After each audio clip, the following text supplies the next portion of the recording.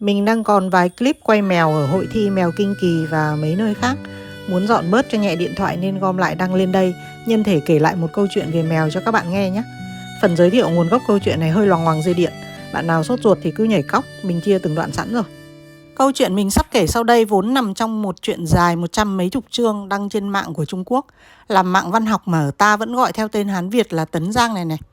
Chuyện dài đó tên tạm dịch ra tiếng Việt là Tôi giả làm thầy bói dựa trên giao diện về nhân vật của tác giả Lý Hành Ca. Nó nói về một cô gái bình thường tự dưng có khả năng nhìn thấu chỉ số thiện ác giỏi dốt của người ta như nhìn thông số nhân vật trong game ấy. Cô ấy dùng năng lực đó giúp đỡ mọi người nhưng không biết giải thích thế nào nên chọn cách cư xử giống với thầy tướng số phong thủy. Mình đọc chuyện này từ cuối năm kia, tức là năm 2024 ấy. Đợt đấy mình vẫn chuyên tâm làm công việc khai thác và tổ chức bản thảo. Nôm na là vào mạng Trung Quốc đọc truyện, gặp chuyện nào hay thì đề xuất mua bản quyền về để dịch rồi ra sách, như đã làm với cuốn Người nối nghiệp chân chính ấy. Chuyện Tôi giả làm thầy bói dựa trên giao diện về nhân vật này, nếu nhận xét dưới góc độ người làm nghề xuất bản thì không đủ tiêu chuẩn ra sách. Vì nếu đọc từng chương thì nó hấp dẫn nhưng xét tổng thể nó lại hơi non tay. Thế nên mình đọc xong là bỏ qua luôn, không khen chê gì với ai hết. Tuy vậy thì có một tình huống trong chuyện khiến mình tâm đắc đến nỗi giờ vẫn nhớ mà lôi ra kể cho các bạn đấy. Đó là tình huống diễn ra không lâu sau khi nhân vật chính tên là Tần Kình đột nhiên có năng lực đặc biệt, kiểu như tự dưng được tích hợp con AI cảm biến xịn vào người ấy. Vì vẫn còn rón rén thử nghiệm nên cô ấy chưa dùng năng lực đặc biệt này làm được gì cao xa, chỉ bắt đầu giúp cảnh sát phá án và chiếm một chỗ ở dãy quán xem bói trước cửa đền, thử nhận xem những việc nhỏ như tìm thú cưng đi lạc. Một hôm, trên một trang hỏi đáp lớn, chắc là chị Hù đấy, xuất hiện một câu hỏi kiêm lời tâm sự của một phụ nữ trẻ. Cô ấy đang mang thai và đang rất nóng lòng muốn tìm lại con mèo đã nuôi 7 năm. Con mèo đó không phải tự đi lạc mà bị bố chồng cô ấy lén bỏ. Cô ấy đã nuôi mèo từ trước khi quen biết chồng. Con mèo đã ở bên cô ấy trong những ngày tháng khó khăn nhất nên tình cảm vô cùng gắn bó. Khi cô ấy mới tìm hiểu người chồng thì anh này cũng đối xử tốt với con mèo. Nhưng đến lúc cưới thì bắt đầu có vấn đề. Ông bố chồng tỏ rõ là không thích con mèo. Từng ướm lời dò ý cô ấy xem sau này sinh con thì có thể tiễn con mèo đi cho đỡ ảnh hưởng em bé không.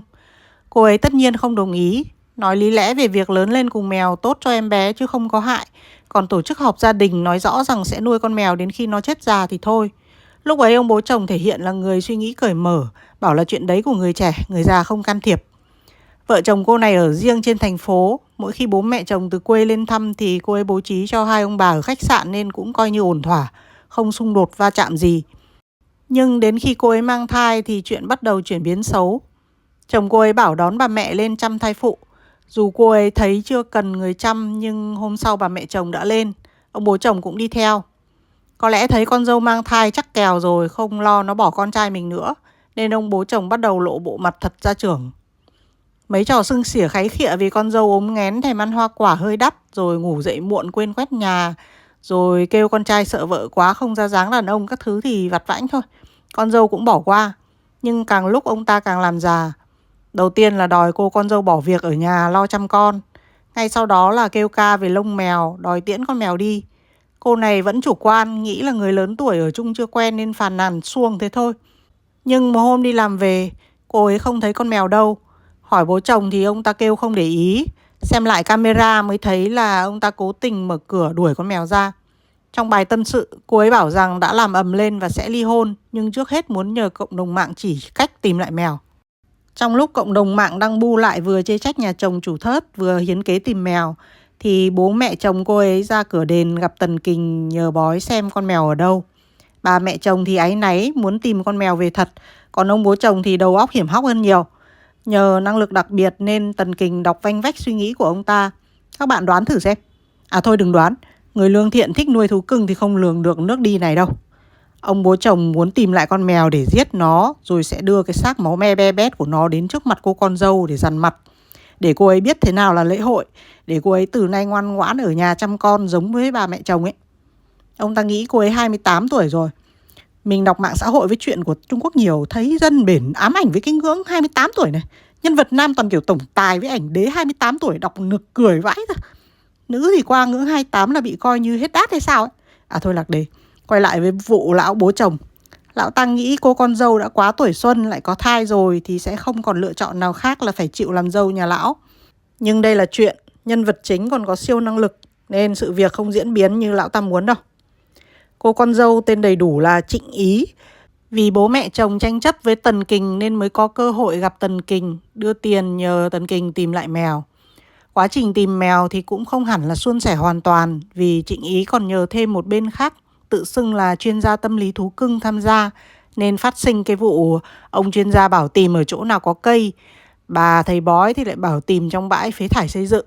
Nhưng đại khái nhân vật chính có siêu năng lực và chuyên gia tự xưng kia cũng là người tử tế, có hiểu biết về mèo thật, nên cuối cùng họ cũng hợp sức tìm và dụ được con mèo ra. Chưa hết đâu, đến lúc này mới là đỉnh điểm drama này. Đúng lúc họ sắp bắt được con mèo thì chồng và bố chồng của Trịnh Ý xuất hiện. Thằng chồng thì chỉ làm theo lời vợ dặn, đem hạt hiếc ở trong nhà ra để dụ mèo. Nhưng thằng hãm này lại dẫn theo bố nó. Bố nó vừa thấy con mèo ló ra thì cầm gậy phang luôn. May mà con mèo phản ứng nhanh, tránh được và chạy thoát. Lão bố chồng vì đuổi theo con mèo nên bị ngã, chấn thương cột sống. Con mèo thì may quá, sau đó được chuyên gia kia bắt lại được. Trịnh Ý ôm mèo ra chỗ lão bố chồng đang kêu gào đau đớn và thằng chồng đang đứng đực ra chờ xe cứu thương, bình tĩnh đàm phán tại chỗ. Cô ấy cho thằng chồng hai lựa chọn. Một là tiếp tục cuộc hôn nhân, nhưng thằng chồng phải để bố mẹ nó đi chỗ khác, tránh xa cô ấy và đứa con cô ấy sẽ sinh, coi như con dâu cháu nội cắt đứt quan hệ với nhà nội đấy.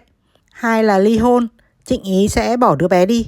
Tác giả tả là bụng Trịnh Ý chưa lộ, chắc là thai tầm 3-4 tháng thôi. Thằng chồng hãm kia trong lúc hoảng loạn còn thở ra một câu: đến nông nỗi này ư, chỉ là một con mèo thôi mà. Thế là tác giả cho Trịnh Ý trả lời luôn bằng câu: anh cũng chỉ là một người đàn ông thôi mà. Đoạn đối thoại giữa hai vợ chồng sau đó còn đẩy cao trào lên nữa, cũng hay lắm. Nhưng mình lười dịch đầy đủ, mà video cũng dài lắm rồi, nói lại ý thôi nhé. Trịnh Ý bóc trần cái gọi là tình yêu của thằng chồng. Yêu gì mà thấy người nhà bắt nạt vợ cũng để im, coi như không thấy. Mà đã không thể che chở cho vợ, khi vợ muốn tự che chở cho bản thân thì nó cũng không cho cơ. Hôm nay nhà nó ép người ta từ bỏ con mèo được thì mai sau sẽ ép người ta bỏ việc, bỏ con, bỏ mạng được cũng chưa biết chừng. Túm lại kết luận là dẹp. Phần chuyện tìm mèo này kết thúc bằng việc bài tâm sự trên mạng của Trịnh Ý được cập nhật. Cô ấy bảo thủ tục ly hôn diễn ra thuận lợi, đã bỏ đứa bé. Cô ấy nói đứa bé trong bụng có lẽ chỉ đến để nhắc cô ấy nhận rõ bộ mặt thật của chồng và nhà chồng. Cô ấy nhận rõ rồi là nó hoàn thành xong sứ mệnh nên cũng đi. Cô ấy sẽ ở với mèo, mong có ngày sẽ có duyên gặp lại con. Tác giả hẳn đã chứng kiến hoặc là trải qua vụ việc tương tự nên đã mượn lời Trịnh Ý trong bài viết đó nhắn nhủ một câu thế này: muốn nhắc các chị em nuôi thú cưng chính là liều thuốc thử cực tốt dành cho hôn nhân. Các bạn thấy câu chuyện với lời nhắn nhủ này thế nào? Bình luận cho mình biết nhé. Hẹn gặp lại các bạn ở các video sau.